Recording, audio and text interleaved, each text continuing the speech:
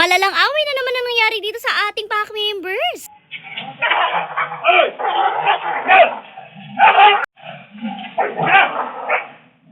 Hello pack members! Welcome back to Husky Pack TV. For today's video, ang ganap dito sa ating mansyon ay away na naman ang ating mga males at ang nangyari dito talaga normal na naglalaro lang naman sila dyan. As in, meron lang silang parang inaamoy-amoy dyan tapos bigla na lang talaga nag-umpisa ang kaguluhan at ang rambulan. Heto, panoorin nyo kung anong nangyari.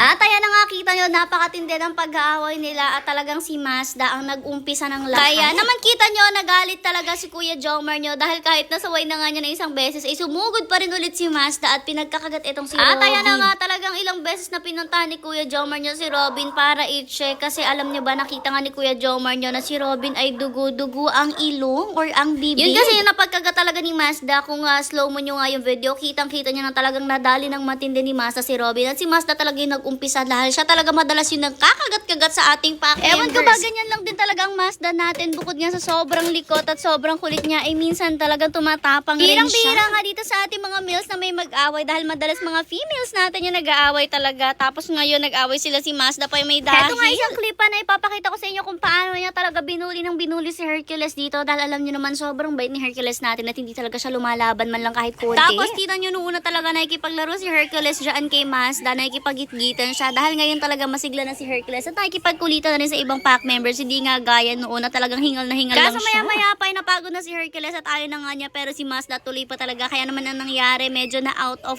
na nga sila dito sa camera at hindi nagaanong kita, pero kita niyo si Hercules nakahiga na dyan at ang tagal na binubugbog ni Mazda. Anyways, balik tayo kay Robin. Nung malaman niya ni Mother ang nangyari, pinuntahan niya agad si Robin, tapos i-check nga daw niya agad yung itsura ni Robin kung ano ba daw nangyari sa kanya at kung ano ba daw yung naging tama niya sa labanan nila ni Mazda. Tinignan niya rin nga pala dito kung sino yung mga hindi kumakain pack members natin dahil nga sakto nagpapakain si Kuya Sermer nyo nito. Bale, ito nga si Robin, kita niya nga na may konting kagat-kagat kahit nga dyan sa pinakanguso niya dahil dyan rin nga talaga nakita ni Kuya Jomar nyo na may dugo-dugo nga siya. Sobrang kawawa lang rin talaga itong si Robin dahil nga sobrang bait nga talaga, ni hindi siya nangaaway madlang. Isa siya sa pinakamababait nating pack members at nakuha niya nga yan sa kanyang daddy Hercules. Tapos siya pa talaga yung inaway, kaya naman talaga nakakaawat. Alam nyo ba ngayong gabi hindi rin siya kumain, siguro nga talagang hindi masyado maayos yung pakiramdam niya sa nangyari kasi tingnan nyo naman yung pagkain niya, hindi niya man lang ginalaw. Bukod naman sa konting tama mula nga sa kagat ni Mazda, wala na rin naman nakita si Mother. Okay na rin naman daw itong si Robin. Talaga nga lang kailangan niya makarecover muna sa nangyari. Anyways, habang nagtitingin nga si Mother sa pack members natin, nakita nyo naman may dalawang bata nangungulit-ngulit dito. Ay nako, mga batang yun, basta makapasok dito sa mansion, napakakukulit. Dito nga pinagagalitan ni Mother itong si Mazda, and yes guys, pinapalo po namin ng aming pack members. Kanya-kanya yan, kung ayaw yung paluin yung inyong mga fur babies, nasa sa inyo yan. Pero kami namamalo talaga kami at yun yung aming way of discipline. Inuulit ko, way of discipline namin yan at hindi para saktan talaga sila or bugbugin sila. Konting palo lang naman, it won't hurt them but it will teach them a very special lesson. At inuulit ko, kung ayaw nyo nang namamalo, edi mag-unfollow or i-block nyo kami. Ganun lang yun kadali, hindi marami pa kayong chika sa comment section. Anyways, dito na nga tayo ulit sa ating mga